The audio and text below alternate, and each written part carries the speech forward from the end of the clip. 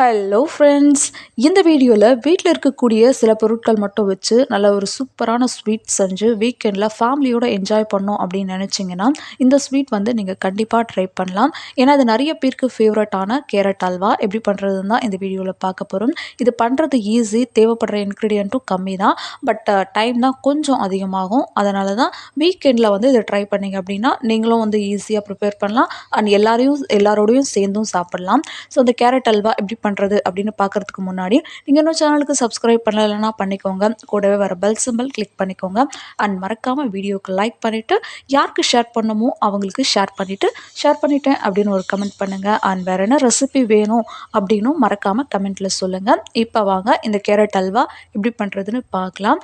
வாங்க வீடியோக்குள்ளே போகலாம். இந்த கேரட் அல்வா பண்ணுறதுக்கு ஃபஸ்ட்டு ஒரு 1/2 லிட்டர் பாலை வந்து இப்போ நான் காய வச்சிட்ருக்கேன். இது வந்து காஞ்சிட்ருக்கு.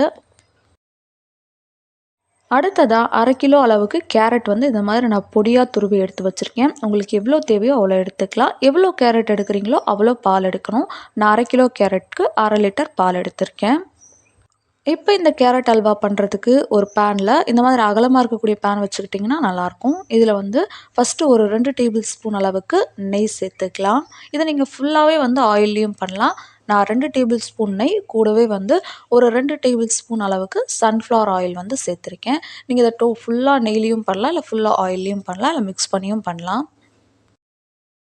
நம்ம சேர்த்துருந்த ஆயில் அண்டு கீ சூடானதுக்கப்புறமா இதில் கொஞ்சமாக மட்டும் முந்திரி சேர்த்துக்கலாம். நீங்கள் நான் முந்திரி சேர்த்துட்டு இதை ஃப்ரை பண்ணிக்கிறேன். நீங்கள் வந்து இந்த பிஸ்தா அண்ட் ட்ரை கிரேப்ஸ் அந்த மாதிரி சேர்த்துக்கலாம். இன்னும் நிறைய நட்ஸ் கூட சேர்த்துக்கலாம், இல்லை சேர்க்காமலேயும் பண்ணலாம். நான் வந்து சும்மா லைட்டாக சேர்த்துருக்கேன்.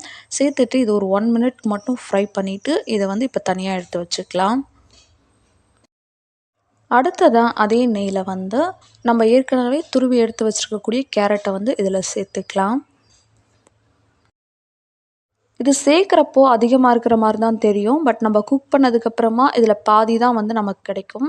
ஸோ நீங்கள் கொஞ்சம் நிறையவே சேர்த்துக்கோங்க வீக்கெண்டில் ட்ரை பண்ணுறீங்க அப்படின்னா. இப்போ இதை சேர்த்துட்டு அடுத்ததாக இதை வந்து நம்ம நல்லா வதக்கி விட்டுக்க போகிறோம். இந்த நெய்லேயே வந்து இது நல்லா வதங்கி வரணும். அதாவது நல்லா இது வதங்கி இது பாதி அளவுக்கு வரணும். அந்த மாதிரி வரத்துக்கு ஒரு 7 to 8 மினிட்ஸ் வரைக்கும் டைம் எடுக்கும். ஸோ அது வரைக்கும் நீங்கள் டைம் எடுத்து இதை வந்து நல்லா அப்படியே கலந்து விட்டு அப்படியே வதக்கி வதக்கி இது வந்து பாதியாக கொண்டு வரணும். கைவிடாமல் இதை வந்து அப்படியே கலந்து விட்டுட்டே இருந்தோம் அப்படின்னா தான் இது வந்து சீக்கிரமாக வதங்கி வரும். இல்லை அப்படியே விட்டுட்டோம் அப்படின்னா இது வந்து அடி பிடிச்சிரும். நீங்கள் இன்னும் கூட தாராளமாக நெய் சேர்த்துக்கலாம். பட் எனக்கு இதுவே வந்து கரெக்டாக தான் இருந்தது. ஏன்னா நம்ம லாஸ்ட்லேயும் வந்து ஒரு டேபிள் ஸ்பூன் அளவுக்கு நெய் சேர்க்க தான் போகிறோம். அதனால தான் இந்த அளவுக்கு மட்டும் சேர்த்துருக்கேன். சேர்த்துட்டு இப்போ இதை வந்து நம்ம நல்லா கலந்து விட்டுக்க போகிறோம். இது வந்து கலந்து விட்டுட்டே இருங்க. அதாவது நம்ம சேர்த்துருக்கக்கூடிய இந்த கேரட் எப்போ பாதி அளவுக்கு வருது அப்படின்னு தெரியறதோ அது வரைக்கும் நீங்கள் சேர்த்துக்கோங்க. நான் வந்து இதை மீடியம் ஃப்ளேமில் வச்சுருந்ததுனால எனக்கு 7 to 8 மினிட்ஸ் போல் ஆச்சு. நீங்கள் ஹை ஃப்ளேமில் வச்சு பண்ணுறது இன்னும் கூட கொஞ்சம் சீக்கிரமாகவே கூட பண்ணலாம். இப்போ பாருங்கள், நல்லா இந்த அளவுக்கு பாதியாக வந்ததுக்கப்புறமா நம்ம ஏற்கனவே காய வச்சு எடுத்து வச்சுருக்கக்கூடிய 1/2 லிட்டர் பால் வந்து இதில் சேர்த்துக்கலாம். 1/2 லிட்டர் கேரட்டுக்கு நம்ம 1/2 லிட்டர் பால் சேர்த்தோம் அப்படின்னா அது இந்த மாதிரி கரெக்டாக இருக்கும். அதாவது எக்ஸ்ட்ராவும் இருக்காது, கம்மியாகவும் இருக்காது. அது வெந்து வர அளவுக்கு நமக்கு கரெக்டாக இருக்கும். நீங்கள் ஒரு 1/4 கிலோ கேரட் எடுக்கிறீங்க அப்படின்னா 1/4 லிட்டர் பால் சேர்த்துக்கோங்க. இப்போது இந்த பால் சேர்த்துட்டு இதை வந்து ஒரு டைம் நல்லா கலந்து விட்டுக்கலாம். பால் சேர்த்துட்டு இதை வந்து இப்போ குக் பண்ணிக்கலாம். அதாவது நம்ம சேர்த்துருக்கக்கூடிய இந்த பால் வந்து நல்லா கம்ப்ளீட்டாக வற்றி வரணும். அது அப்படி வந்துருச்சு அப்படின்னா கேரட் வந்து குக் ஆயிடுச்சு அப்படின்னு அர்த்தம்.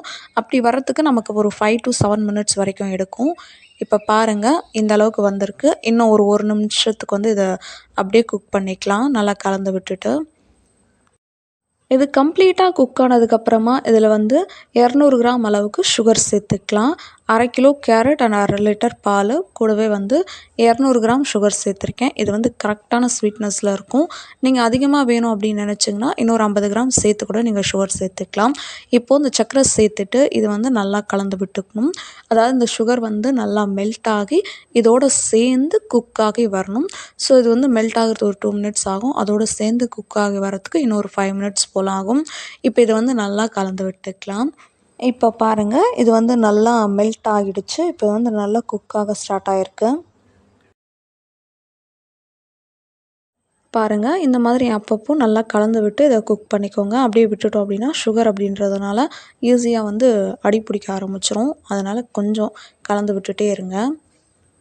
இப்போ ஒரு 5 to 7 மினிட்ஸ்க்கு அப்புறம் பாருங்கள், இது எல்லாமே சேர்ந்து நல்லா சூப்பராக குக் ஆகி வந்திருக்கு.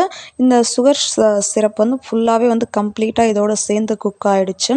இந்த டைம் நீங்கள் செக் பண்ணிக்கோங்க. சர்க்கரை கம்மியாக இருந்துச்சு அப்படின்னா இன்னும் கொஞ்சம் ஸ்வீட்னஸ் ஆட் பண்ணிக்கோங்க. ஆட் பண்ணி இப்பயும் கூட நீங்கள் கலந்து விட்டுக்கலாம், சரியாக போயிடும். அவ்வளோதான். இப்போ வந்து நம்ம ஸ்டவ் ஆஃப் பண்ணிக்கலாம். கடைசியாக இதில் வாசனைக்காக ஒரு 2, 3 ஏலக்காவை பொடி பண்ணி எடுத்து வச்சுருக்கேன். அதை வந்து இதோட சேர்த்துக்கலாம். கடைசியாக இதில் இன்னும் 1 டேபிள் ஸ்பூன் அளவுக்கு நெய் சேர்த்துக்கலாம். இது கூடவே நம்ம ஃப்ரை பண்ணி எடுத்து வச்சுருக்கக்கூடிய நட்ஸ் சேர்த்துக்கலாம். நான் வந்து ரொம்ப கம்மியாக முந்திரி மட்டும்தான் சேர்த்துருக்கேன். நட்ஸ் எல்லாமே வந்து உங்களோட ஆப்ஷனல் தான். இதில் இன்னும் கூட கொஞ்சம் போல் நெய் ஆட் பண்ணிவிட்டு இப்போது இதை வந்து நல்லா கலந்து விட்டுட்டோம் அப்படின்னா நம்மளுடைய கேரட் அல்வா ரொம்ப சூப்பராக ரெடி ஆகிடுச்சு. இதோட டேஸ்ட் வந்து ரொம்ப சூப்பராக இருக்கும். சாப்பிட்டுட்டே இருக்கலாம் போல இருக்கும். ஆனால் டைம் தான் வந்து கொஞ்சம் அதிகமாக எடுக்கும். அதாவது நம்ம பால் காய்ச்சி, கேரட் துருவி, அதுக்கப்புறம் இதை வதக்கி இந்த மாதிரிலாம் பண்ணி முடிக்கிறதுக்கு கிட்டத்தட்ட 1 ஹவர் போல் ஆகும். அதனால தான் வீக்கெண்டில் ட்ரை பண்ணுங்கள் அப்படின்னு நான் சொன்னேன். ட்ரை பண்ணி பாருங்கள். உங்களுக்கு ரொம்ப யூஸ்ஃபுல்லாக இருக்கும். பட் வீக்கெண்டில் ஃபேமிலியோடு என்ஜாய் பண்ணி சாப்பிட்றதுக்கு இது ஒரு ஆப்டான ஸ்வீட்டு. ட்ரை பண்ணி பார்த்துட்டு ஃபீட்பேக் சொல்லுங்கள். நெக்ஸ்ட் ஒரு வீடியோவில் பார்க்கலாம். சேனலுக்கு மறக்காமல் சப்ஸ்கிரைப் பண்ணிக்கோங்க. கூடவே வர பெல் சிம்பல் கிளிக் பண்ணிக்கோங்க. வீடியோவுக்கு லைக் பண்ணிவிட்டு மறக்காமல் ஷேர் பண்ணிவிடுங்க.